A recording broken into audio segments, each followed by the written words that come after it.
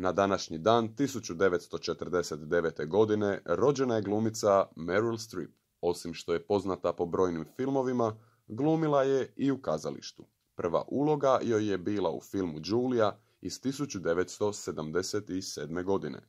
Najpoznatiji filmovi u kojima je glumila su Lovac na jelene, Sofijin izbor, Mostovi okruga Madison, Vrag nosi Pradu, Mamma Mia, Julie i Julia. U svojoj karijeri je dobila 3 Oscara, 6 Zlatnih globusa, nagradu Grammy i BAFTA nagradu. Uz to drži rekord po broju nominacija za Oscara, kojih je bilo ukupno 21. Zanimljivo je kako je honorar koji je zaradila za film Čelična lady donirala Ženskom povijesnom muzeju, ali i kako svoju prvu ulogu nije dobila jer joj je redatelj rekao da je ružna. Bez obzira na sve, Meryl i dalje glumi u mnogim filmovima i osvaja brojne nagrade.